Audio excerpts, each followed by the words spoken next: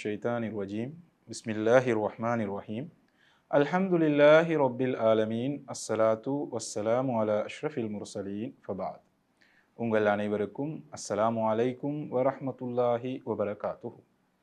இன்ஷா அல்லாஹ் இன்று அல் குர்ஆனிலே 107வது சூறாவாக அமையப்பெற்றுள்ள, அல் குர்ஆனில் 17வது சூறாவாக இறங்கப்பெற்றுள்ள, அதாவது சூரத்து தகாசுருக்கு பின்னும் சூரா காஃபிரூனுக்கு முன்னும் இறங்கப்பெற்ற சூரா அல் மாஊனுடைய ஒரு சிறிய அறிமுகத்தை அல்லது விளக்கத்தை உங்களோடு பகிர்ந்து கொள்ளலாம் என ஆசைப்படுகின்றேன் இன்ஷா அல்லாஹ். எனதன்பின் இஸ்லாமிய சகோதர சகோதரிகளே, இந்த சூறாவானது ஜுஸ் அம்மையில் அமைய பெற்றுள்ளது. சுமார் 7 வசனங்களை கொண்ட சிறிய சூறாவாக கருதப்படுகின்றது. பெரும்பாலான இஸ்லாமிய தப்சீர் அறிஞர்களுடைய கருத்துப்படி இந்த சூரா மக்கி சூறாவாக கருதப்படுகின்றது. இன்னும் சிலர் இந்த சூறாவின் முதல் 3 வசனங்கள் மக்காவிலும் அடுத்த 4 வசனங்கள் மதீனாவிலும் இறங்கப்பெற்றுள்ளதாக கருதுகின்றனர். இந்த சூறாவை பொறுத்தவரை இதனுடைய பெயரானது எங்களுக்கு புழக்கத்திலே சூரா அல் மாஊன் என்று வழங்கப்பட்டாலும், இந்த சூரா அல் மாஊன் என்கின்ற பெயர் தவிர்ந்த இன்னும் பல பெயர்கள் எங்களுக்கு இருக்கின்றன. அந்த வகையில் சூரத்து அரஐத, சூரா அரஐத அல்லதி, சூரா அத்தீன், சூரா தக்தீப், சூரத்துல் யதீம் போன்ற பெயர்களால் இந்த சூரா வழங்கப்படுகின்றன என்பதாக தப்சீர் அறிஞர்கள் குறிப்பிடுகின்றார். இந்த அறிமுகத்தோடு இந்த சூரா எந்த வகையான விடயங்களை பற்றி பேசுகின்றது என்பது தொடர்பாக அடுத்ததாக நோக்குவோம். அந்த வகையில் இந்த சூறாவானது, இந்த சூறாவினுடைய முதல் 3 வசனங்களும் மறுமை நாளை அல்லது இஸ்லாத்தை புறக்கணித்த காஃபீர்களுடைய பண்புகள் தொடர்பாக பேசுகின்றது. குறிப்பாக அவர்களிடத்திலே ஏழைகளை விரட்டுகின்ற அந்த பண்பும் ஈவிரக்கமற்றவர்களாக இருக்கின்றார்கள். அதே போன்று இரண்டாவதாக அவர்கள் உணவளிக்க, அதாவது பிறரை உணவளிக்க தூண்டுவதும் இல்லை. இத்தகைய பண்புகளை இந்த அல் குர்ஆனுடைய இந்த சூறாவினுடைய முதல் பகுதி பேசுகின்றது. அதே போன்று இரண்டாவது பகுதியாக, அதாவது ஏனைய 4 வசனங்களும் நயவஞ்சகர்கள், மதீனாவில் வாழ்ந்த நயவஞ்சகர்களுடைய பண்புகளை பற்றி பேசுவதாக இஸ்லாமிய அறிஞர்கள் குறிப்பிடுகின்றார். அந்த வகையில் இவர்கள் தொழுகையில் பொடுபோக்காக இருப்பார்கள், மற்றவர்களுக்கு காண்பிக்க தொழுவார்கள். அதே போன்று மிகவும் பிரயோசனம் குறைந்த அல்லது மக்களுக்கு குறைந்த பிரயோசனத்தை வழங்கக்கூடிய மாஊன் என்று சொல்லப்படக்கூடிய அற்ப பொருட்களை, மலிவான பொருட்களை கொடுப்பதை விட்டும் அவர்கள் தடுக்கக்கூடியவர்களாக இருப்பதாக இந்த சூரா எங்களுக்கு இந்த விடயங்களை எல்லாம் இந்த சூரா பேசுகின்றது. எனதன்பின் இஸ்லாமிய சகோதரர்களே சகோதரிகளே, அதே போன்று இந்த அல் குர்ஆன் சூரா, இந்த சூரா இறங்கிய பின்னணியை பற்றி அல்லது சபபு நுசூலை பற்றி நாங்கள் பார்க்கின்ற பொழுது இது தொடர்பாக பல்வேறு கருத்துக்கள் நிலவுகின்றன. ஆஸ் இப்னு வாயில், வலீத் இப்னு முகைரா, அபு ஜஹல் மற்றும் அபு சுஃபியான் தொடர்பாக இந்த சூரா இறங்க பெற்றதாக குறிப்பிடுகின்றார்கள். குறிப்பாக அபு ஜஹலின் பொறுப்பில் ஒரு அனாதை சிறுவன் இருந்ததாகவும், ஒரு தடவை அபு ஜஹலை நோக்கி அவர் வந்து ஏதோ ஒரு விடயத்தை கேட்டபோது அபு ஜஹல் அவரை பலமாக தள்ளிவிட்டதாகவும், அதனடியாக அல்லாஹ் சுப்ஹானஹு வ தஆலா இந்த சூறாவை இறங்கியதாகவும் குறிப்பிடுகின்றார்கள். அதே போன்று அபு சுஃபியான் ரலியல்லாஹு தஆலா அன்ஹு அவர்கள் இஸ்லாத்தை ஏற்பதற்கு முன்பாக ஒவ்வொரு கிழமையும் ஆட்டை அறுத்து பலியிடுவதாகவும், அப்போது ஒரு அனாதை சிறுவன் அவரிடம் வந்து அதில் ஒரு பகுதி தருமாறு கேட்டதற்கு அவர் பலமாக அவரை, அந்த சிறுவனை தள்ளிவிடுகின்றார். அந்த சந்தர்ப்பத்தில் தான் அல்லாஹ் சுப்ஹானஹு வ தஆலா இந்த சூறாவை இறக்கியதாக இஸ்லாமிய அறிஞர்கள் கருதுகின்றார்கள். அதே போன்று அதன் முதல் 3 வசனங்கள் அல்லாமல் ஃபவைலுல் லில் முஸல்லீன் என்று ஆரம்பிக்கக்கூடிய இரண்டாவது பகுதியானது மதீனாவிலே இறங்க பெற்றதாக, குறிப்பாக முனாஃபிக்குகளை விழித்து அவர்களுடைய பண்புகள் அல்லது அவர்களுடைய குணாதிசயங்களை வெளிக்காட்டக்கூடிய வகையிலே அந்த அல் குர்ஆன் அந்த பிற்பகுதி, அந்த சூறாவின் பிற்பகுதி இறங்கியதாகத்தான் தப்சீர் ஆசிரியர்கள் கருதுகிறார்கள். அந்த வகையில் அடுத்ததாக இந்த சூரத்துல் மாஊனுக்கு முன்னால் இருக்கக்கூடிய சூறாவாக சூரா குரைஷ் காணப்படுகின்றது. எனதன்பின் இஸ்லாமிய சகோதரர்களே சகோதரிகளே, இந்த சூரா குரைஷை பொறுத்தவரையில் அல்லாஹ் சுப்ஹானஹு வ தஆலா மக்காவாசிகளுக்கு அல்லாஹ் சுப்ஹானஹு வ தஆலாவினால் வழங்கப்பெற்ற நிஅமத்துக்கள், அருள்கள் வரப்பிரசாதங்கள் தொடர்பாக பேசுகின்றார். உதாரணமாக சூரா குரைஷிலே அல்லாஹு சுப்ஹானஹு வ தஆலா தஅமஹும் மின் ஜூ வ ஆமனஹும் மின் கௌஃப், அவர்களுக்கு பசியாற்றினான், அதே போன்று அவர்களுக்கு பாதுகாப்பு வழங்கினான் என்பதாக குறிப்பிடுகின்றான். ஆனால் அதற்கு மாற்றமான முறையில் தான் இந்த மக்கா வாசிகள் நடந்து கொள்கின்றார்கள். மக்கா வாசிகளுக்கு அல்லாஹ் சுப்ஹானஹு வ தஆலா உணவளிக்க இவர்கள் அனாதைகளை ஈவிரக்கமின்றி விரட்டுகின்றார்கள். அனாதைகளுடைய உரிமைகளை கொடுக்கின்றார்கள் இல்லை. அதே போன்று அவர்களுக்கு செய்ய வேண்டிய கடமைகளை முறையாக நிறைவேற்றுகின்றார்கள் இல்லை என்கின்ற கருத்தை இந்த சூரா பேசுகின்றது. அதே போன்று அல்லாஹு சுப்ஹானஹு வ தஆலா சூரா குரைஷிலே மக்கா வாசிகளை விழித்து ஒரு தெளிவான அழைப்பை விடுக்கின்றான். அவர்கள் அனைவரும் அல்லாஹ்வே ரப்ப ஹாதல் பைத் ஃபல்யஅபுது ரப்ப ஹாதல் பைத், இந்த மக்காவினுடைய ரப்பாகிய அல்லாஹ்வை அவர்கள் வணங்க வேண்டும் என்று ஒரு பொதுவான அழைப்பை விடுக்கின்றான். ஆனால் துரதிர்ஷ்டவசமாக அதற்கு முற்றிலும் மாற்றமான முறையிலே இந்த சூறாவிலே அந்த மக்காவாசிகள் அல்லது அந்த இஸ்லாத்தை புறக்கணிக்கக்கூடியவர்கள் அல்லாஹ்வுக்கு மாற்றமாக ஏனையவர்களுக்கு காண்பிக்கவே தொழுகின்றார்கள் என்கின்ற கருத்தை இந்த சூரா பேசுகின்றது. அதே போன்று அல்லாஹு சுப்ஹானஹு வ தஆலா குறைஷிகளுக்கு வழங்கியுள்ள நியமத்துக்களுக்காக அவர்கள் நன்றி செலுத்தாமல், அவனுடைய அடியார்கள் மீது இரக்கம் காட்டாமல், அவர்கள் எவ்வாறு கடின சித்தமுடையவர்களாக மாறி இரக்க குணமற்றவர்களாக மாறி ஈவிரக்கமின்றி நடந்து கொள்கின்றார்கள் என்பது தொடர்பாக இந்த சூரா பேசுகின்றது. ஆகவே முன்னைய சூரா இது தொடர்பு குறைஷிகள் எவ்வாறு இருக்க வேண்டும் என்பது தொடர்பாக பேசுகின்றது. ஆனால் இந்த சூரா குறைஷிகள் எவ்வாறு இருக்கின்றார்கள் என்கின்ற துரதிர்ஷ்டமான நிலையை இந்த சூரா பேசுகின்றது என்பதை எங்களால் விளங்கிக் கொள்ளலாம். எனதன்பின் இஸ்லாமிய சகோதரர்களே, இப்போது நாங்கள் நேரடியாக இந்த சூறாவினுடைய விரிவான விளக்கத்துக்கு செல்வோமாக இருந்தால், முதலாவது வசனம் அரஐதல்லதி யுகஸிபு பித்தீன். ஆகவே தீனை பொய்ப்பிக்க கூடியவரை நபியே நீர் பார்த்தீரா என்று அல்லாஹ் சுப்ஹானஹு வ தஆலா ஸல்லல்லாஹு அலைஹி வஸல்லம் அவர்களை விழித்து கேள்வி கேட்கின்றார். ஆகவே இங்கு கேள்வி அமைப்பில் வந்திருந்தாலும் இந்த கேள்வியின் மூலம் ஸல்லல்லாஹு அலைஹி வஸல்லம் அவர்களிடமிருந்து ஆம் என்றோ அல்லது இல்லை என்கின்ற பதிலை எதிர்பார்த்து இந்த கேள்வி கேட்கப்படவில்லை. மாற்றமாக மக்காவில் இருக்கக்கூடிய அனைவருமே முஸ்லிம்களை தவிர அனைவருமே மறுமை நாளை மறுத்தார்கள், இஸ்லாத்தை மறுத்தார்கள். ஆகவே இவர்களை பற்றி அல்லாஹ் சுப்ஹானஹு வ தஆலா கேட்கின்ற பொழுது அவர்களை ஆச்சரியத்தோடு வினவுகின்றார். ஆகவே இவர்களை பற்றி என்ன சொல்ல வருகின்ற அல்லாஹ் தாலாவோ அல்லது முஹம்மதோ என்ன சொல்ல வருகின்றார்கள் என்கின்ற ஆசையை தூண்டும் விதமாகத்தான் அல்லாஹ் சுப்ஹானஹு வ தஆலா இந்த கேள்வியை கேட்கின்றான். அரஐதல்லதி யுகஸிபு பித்தீன். ஆகவே இதை கேட்கின்ற காஃபிர்கள் உள்ளத்திலே ஒரு ஆவல் ஒன்று வரும். ஆம், நாங்கள் தான் மார்க்கத்தை பொய்யாக்குகின்றோம், ஆகவே நாங்கள் தான் மறுமை நாளை பொய்யாக்குகின்றோம், ஆகவே எங்களுடைய எந்த பண்பை பற்றி இங்கு பேச வருகின்றான் என்கின்ற அந்த ஒரு ஆவல், அந்த ஒரு கியூரியோசிட்டி இந்த இடத்திலே தூண்டப்படுகின்றது. அந்த தூண்டுவதற்காகத்தான் அல்லாஹ் சுப்ஹானஹு வ தஆலா இந்த இடத்திலே அந்த கேள்வி அமைப்பை பயன்படுத்துகின்றார். அந்த வகையில் அரஐதல்லதி யுகஸிபு பித்தீன்.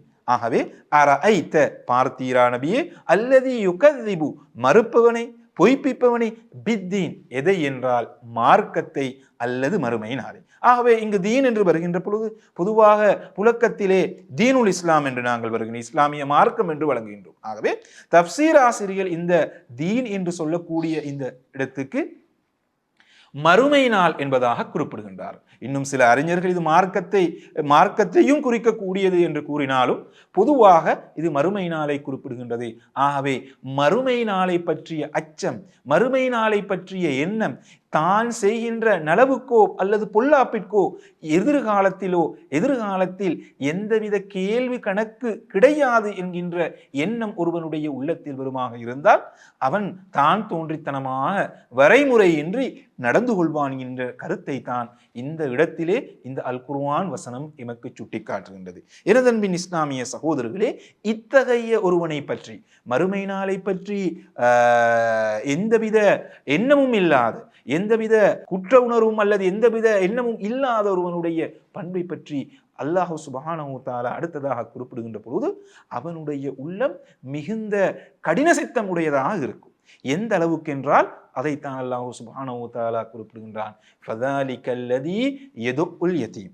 அவன் எத்தகையவன் என்றால் ஆகவே மறுமை நாளை பொய்ப்பிப்பவன் எத்தகையவன் என்றால் அல்லதி எதோ ஒல் யதீம். த என்று சொன்னால் பலமாக ஒருவரை தள்ளுவதை குறிக்கும். பலமாக ஒருவரை தள்ளி விடுவதை தான் த என்று சொல்லி குறிக்கும்.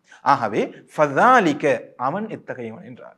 இந்த இடத்திலே அல்லாஹு சுப்ஹானஹு வ தஆலா அஸாலிக என்கின்ற அவன் என்கின்ற அந்த பிரதிப்பெயரை, அந்த புரோனவுனை பாவித்திருப்பதை பற்றி குறிப்பிடுகின்ற பொழுது அவன் என்று தூரத்தில் இருப்பதை பற்றி, தூரத்தில் இருக்கின்ற ஒருவரை நாங்கள் சுட்டிக்காட்டுவதற்குத்தான் நாங்கள் குறிப்பிடுவோம். ஆகவே குறிப்பிட்ட அந்த அந்த தீய செயலை செய்யக்கூடிய அந்த நபருக்கும் அல்லாஹுக்கும் இடையிலான தொடர்பு அருந்து போய்விட்டது, அல்லது இடையிலான தூரம் மிகவும் அதிகமானது என்கின்ற கருத்தை சுட்டிக்காட்டத்தான் அல்லாஹு சுப்ஹானஹு வ தஆலா இந்த இடத்திலே ஃபஸாலிக என்கின்ற அந்த புரோனவுனை, அந்த பிரதிப்பெயரை பாவிப்பதாக இஸ்லாமிய அறிஞர்கள் குறிப்பிடுகின்றார். ஆகவே அத்தகையவன் எப்படிப்பட்டவன்?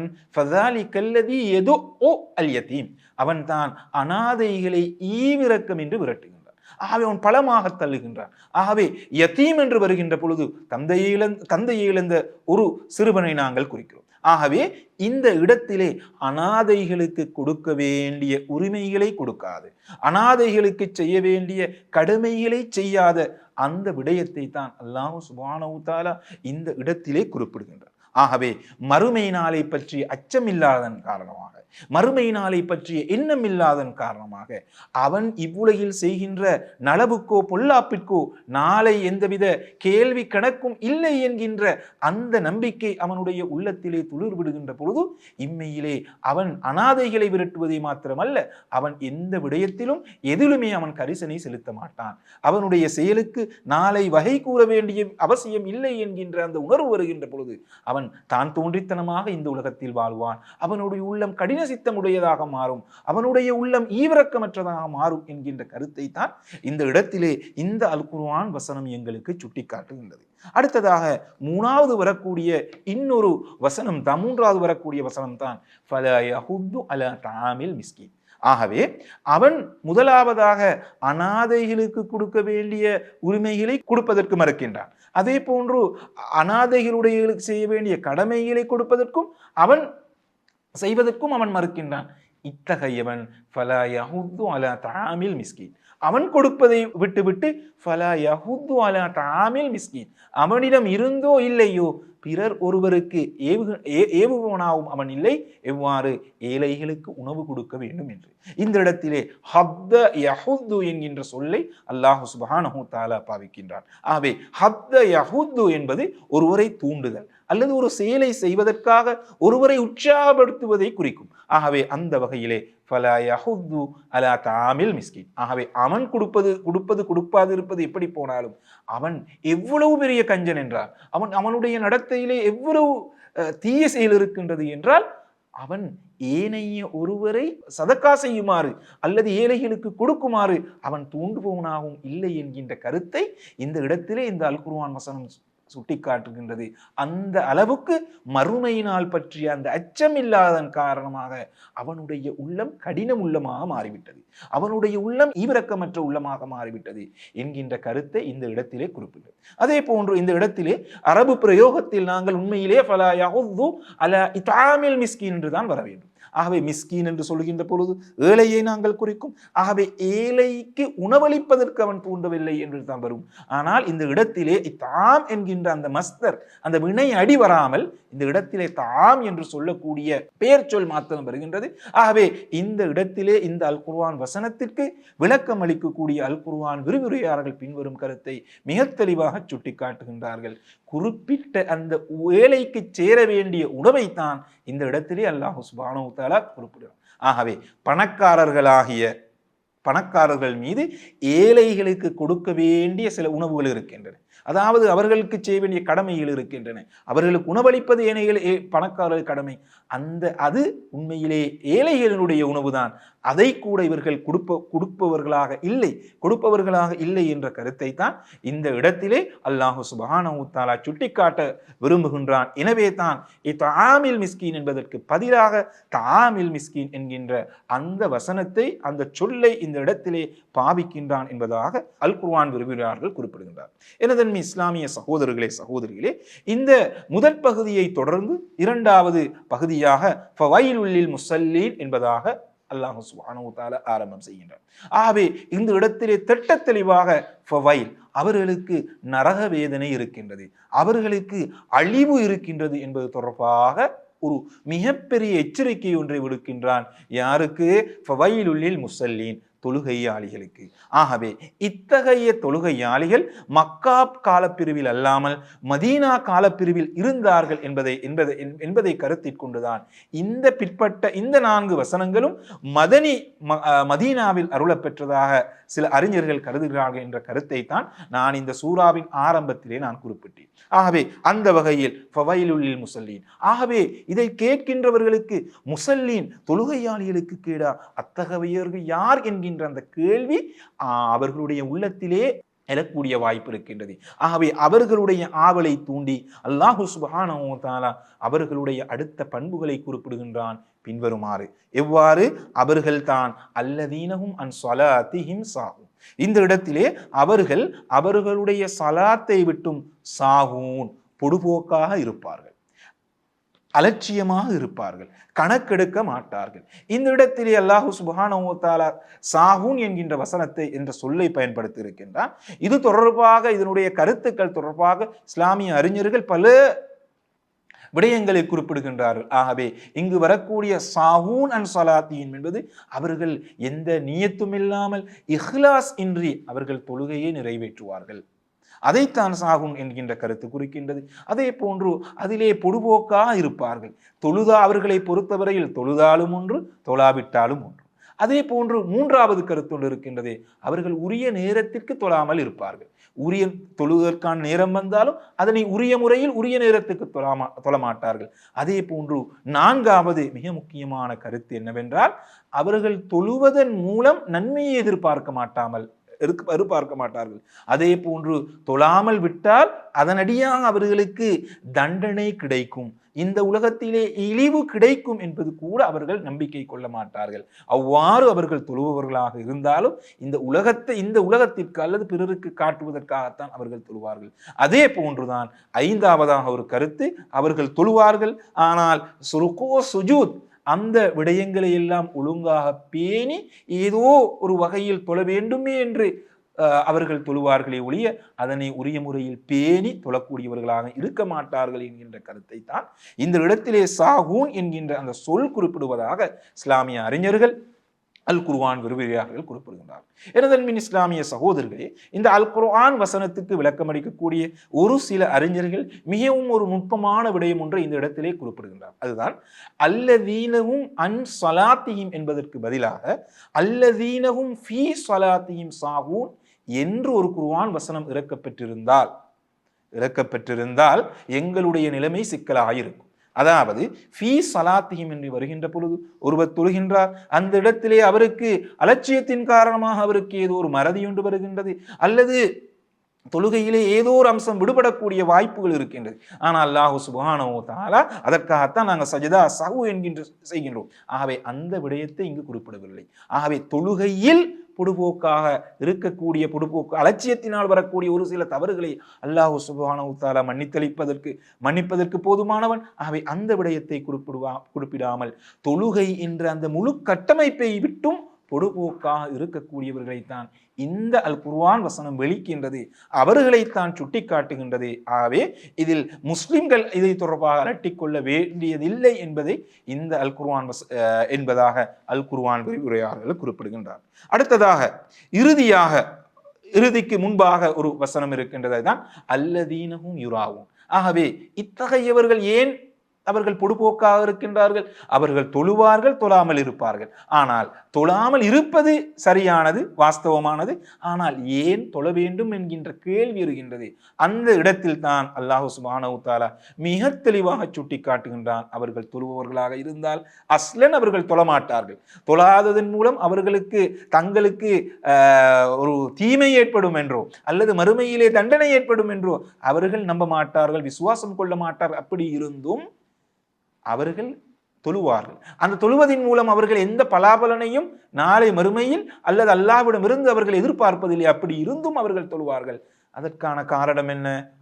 அதற்கான காரணம் தான் அல்லதீனஹும் யுராஊன், அவர்கள் பிறரை காண்பிக்க, பிறருக்கு காட்டுவதற்காக தொழுகின்றார். ஆகவே அவர்கள் தாங்கள் முஸ்லிம்கள் என்று அடையாளப்படுத்தப்பட வேண்டும், தாங்கள் சாலிஹீன்கள் என்று அடையாளப்படுத்தப்பட வேண்டும், தாங்கள் தக்வாதாரிகள் என்று சமூகத்தால் போற்றப்பட வேண்டும். அப்போதுதான் முஸ்லிம் சமூகத்தோடு ஒன்றாக சங்கமமாய் அவர்களோடு இருந்து அவர்களுக்காக குளிபறிக்க முடியும் என்கின்ற அந்த தீய எண்ணத்தில் தான் இவர்கள் செயற்படுகின்றார்கள். ஆகவே அதற்காகத்தான் இவர்கள் தொழுகின்றார்கள். ஆகவே அத்தகையவர்கள் நிச்சயமாக ஏனையவர்களுக்கு காண்பிக்க, முகஸ்துதிக்காக தொழுகின்றார்கள் என்கின்ற கருத்தை தான் இந்த அல் குர்ஆன் வசனம் இந்த இடத்திலே சுட்டி காட்டுகின்றது. ஆகவே அல்லதீனஹும் யுராஹூன் திட்டத்தெளிவாக எங்களுக்கு விளங்குகின்ற ஒரு விடயம் தான் இது. மதீனாவில் வாழ்ந்த முனாஃபிக்குன்கள், நயவஞ்சர்கள் தொடர்பாக தான் விழிக்கின்றது, அவர்களைத்தான் சுட்டி காட்டுகின்றது.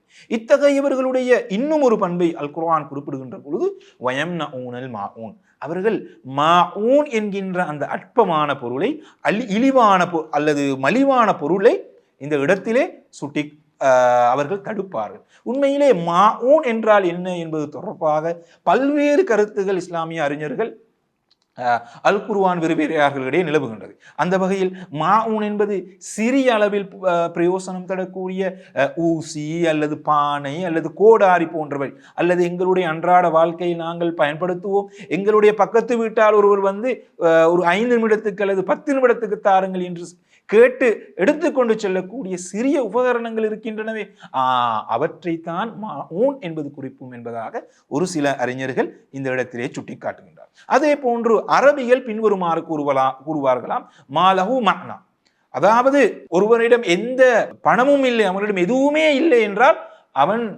அவனிடம் இவ்வாறான அந்த எந்த இதுவும் இல்லாவிட்டால் பின்வருமாறு குறிப்பிடணும். ஆகவே அவனிடம் எதுவுமே இல்லை என்பதை சுட்டி காட்டுவதற்கு இந்த மஅனா அல்லது மாஊன் என்கின்ற அந்த சொல்லை அவர்கள் பயன்படுத்துவார்கள் என்பதாக குறிப்பிடுகிறார். இதற்கு முன்பு இருக்கக்கூடிய அந்த 2 வசனங்களும் தொழுகையை பற்றி பேசுகின்றது. தொழுகையில் அவர்கள் பொடுபோக்காக இருப்பார்கள், அலட்சியமாக இருப்பார்கள், முகஸ்துதியோடு செயற்படுவார்கள் என்பது பேசுகின்றது. ஆகவே இந்த இடத்தில் வரக்கூடிய இந்த மாஊன் சதகாவை குறிக்கும். ஆகவே ஜக்காத் கடமையாக்கப்படுவதற்கு முன்னால் மதீனாவிலே அல்லாஹ் சுப்ஹானஹு வ தஆலா சதக்கா கொடுக்குமாறு கட்டளையிட்டு இருக்கின்றார். ஆகவே முனாஃபிக்கின்களாகிய இவர்கள் அந்த சதக்காவை தடுக்கக்கூடியவர்களாக இருந்தார்கள். சதக்கா என்பது ஒரு சிறிய அளவு. ஆகவே தான் அதனை குறிக்கத்தான் இந்த இடத்திலே மாஊன் என்கின்ற சொல் பயன்படுத்தப்பட்டுள்ளதாக சில இஸ்லாமிய அறிஞர்கள் குறிப்பிடுகின்றார். இன்னும் சில இஸ்லாமிய அறிஞர்கள் உண்மையிலேயே இந்த அல் மாஊன் என்கின்ற இந்த வசனம், இந்த சொல் புறந்தள்ளுவார்கள், கவனிக்க மாட்டார்கள், ஈவிரக்கமற்ற விதத்தில் நடந்து கொள்வார்கள். மாத்திரமின்றி அதனடியாக அடுத்த கட்டமாக அவர்கள் தொழுதால் ஏனையவர்களுக்கு காண்பிக்க தொழுவார்கள். தொழுகையை விட்டும் தூரமாக இருப்பார்கள். தொழ வேண்டும் என்று வந்தாலும் கூட ஏனையவர்களுக்கு காண்பிக்கத்தான் தொழுவார்கள். ஆகவே இந்த விடயங்களை தான் இந்த சூரா எங்களுக்கு மிகவும் அழுத்தம் திருத்தமாக சுட்டி காட்டுகிறது. அந்த வகையில் இது தொடர்பான அறிமுகத்தை அல்லது இது தொடர்பான சிறிய விளக்கத்தை என்னால் முடிந்தளவு உங்களுக்கு வழங்கினேன் என்கின்ற அந்த நம்பிக்கையோடு விடைபெறுகின்றேன். ஜஸாக்குமுல்லாஹு கைரன். உங்கள் அனைவருக்கும் அஸ்ஸலாமு அலைக்கும் வரஹ்மத்துல்லாஹி வபரகாத்துஹு.